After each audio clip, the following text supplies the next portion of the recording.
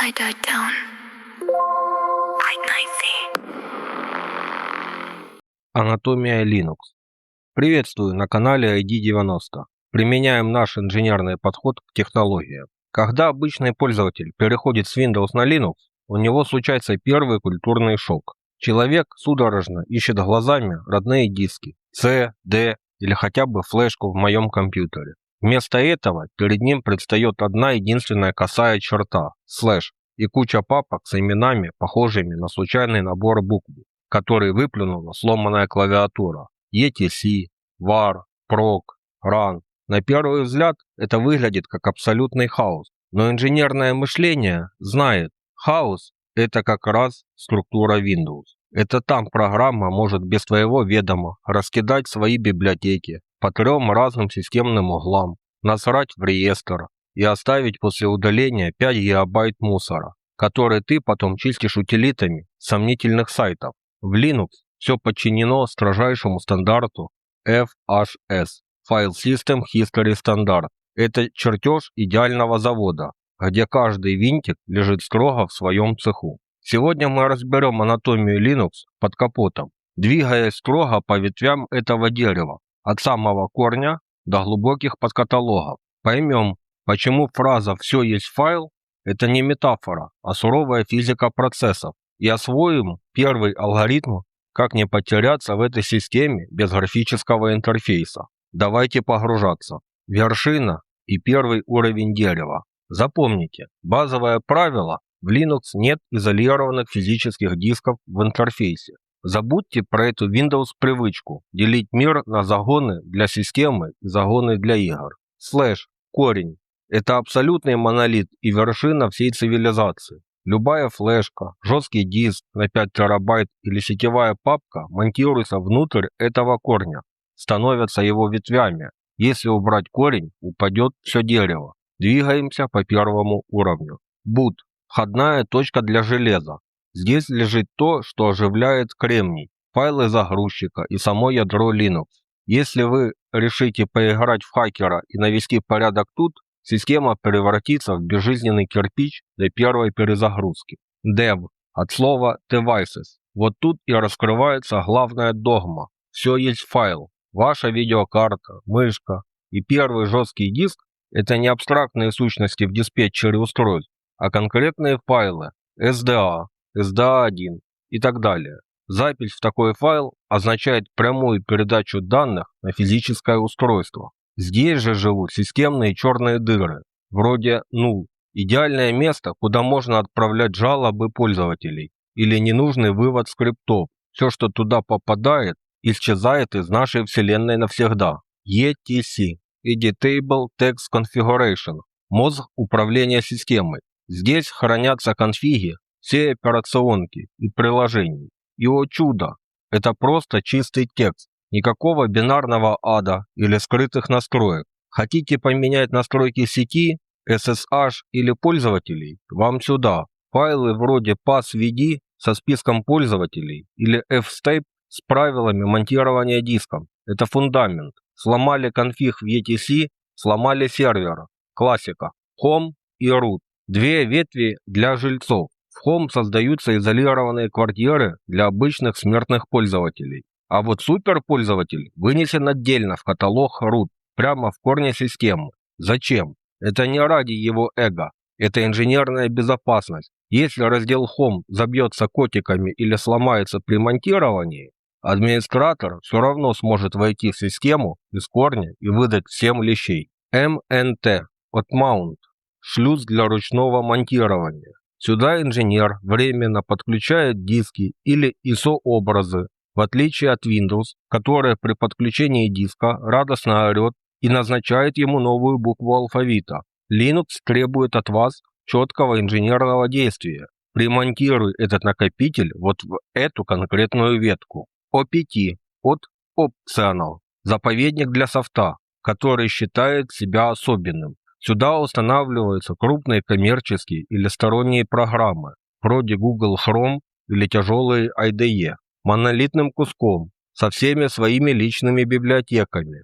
Это сделано для того, чтобы их уникальный код не расползался по чистой системной структуре, не ломал ее.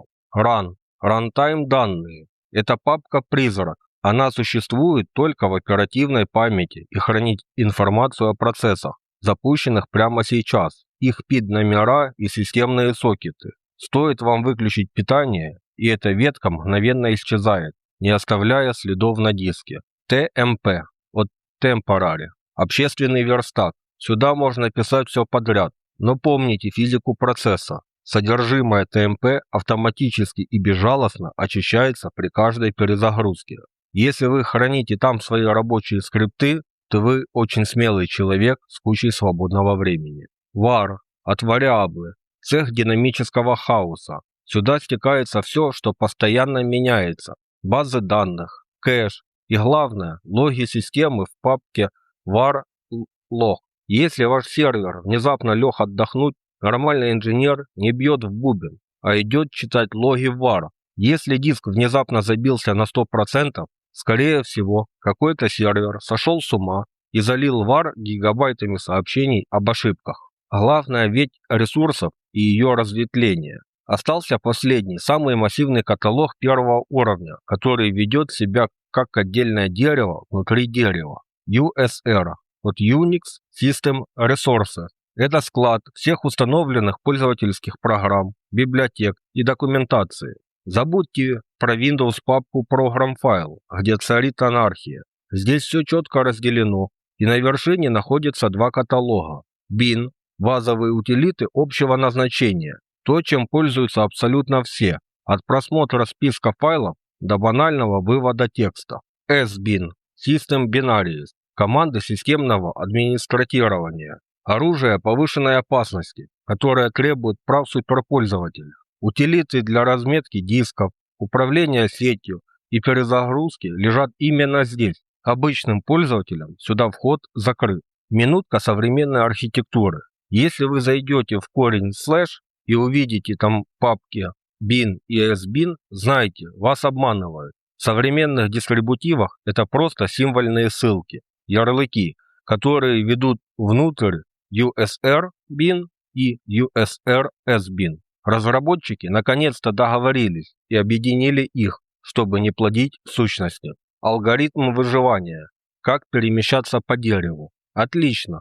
Карту завода мы изучили, но как по нему ходить, если перед нами только черное окно терминала и мигающий курсор? Для человека, который всю жизнь кликал мышкой по иконкам папок, это кажется тупиком. Давайте разберем базовый цикл выживания, который состоит всего из 3 шагов. Где я? Как посмотреть, что вокруг? Как сделать шаг вперед или назад? Шаг 1. Понять свои координаты. Когда графического интерфейса нет, вы легко можете потеряться. Команда pvd, Print Working Directory, это ваш GPS. Вводите ее, и система мгновенно выплевывает ваш точный абсолютный путь от самого корня. Теперь вы знаете, где стоите. Шаг 2.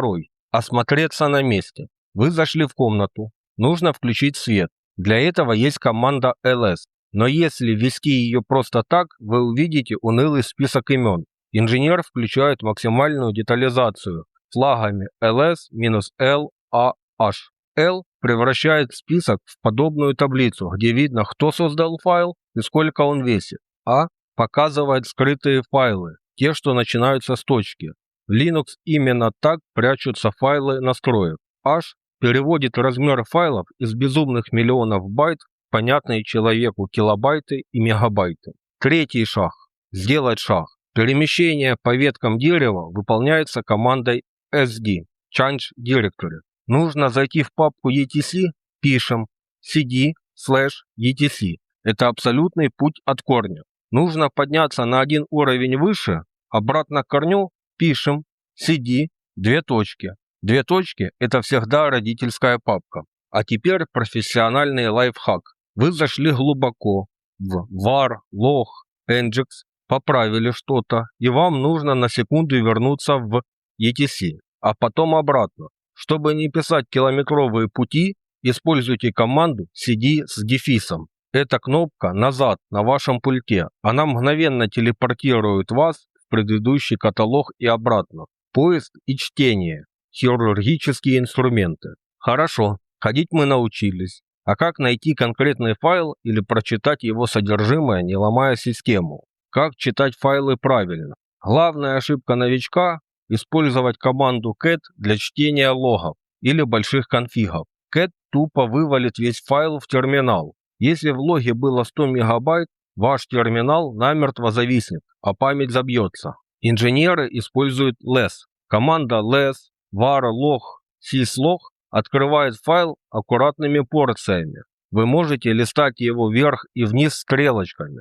А если нажмете косую черту слэш и введете слово, система мгновенно найдет его в тексте. Нажали Q и вышли, терминал остался чистым. Как найти файл, если забыл, где он лежит? Для этого есть инструмент find.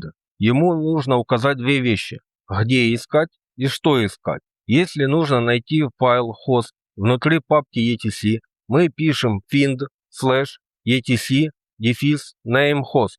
Система сама послушно пробежится по всем подпапкам и выдаст точный путь. А если диск внезапно забился и нужно найти виновника, пишем find /var size 100m. И перед нами список всех файлов var, которые весят больше 100 мегабайт. Как видите, файловая система Linux – это не хаотичное нагромождение папок, а строго структурированное дерево, где у каждого процесса и файла есть свое легитимное место. Понимание этой логики и владение 4 базовыми командами навигации навсегда убирает страх перед черным экраном терминала. Если этот разбор помог вам разложить структуру Linux по полочкам, и вы хотите видеть больше контекста с глубоким инженерным анализом, алгоритмам YouTube нужен ваш триггер.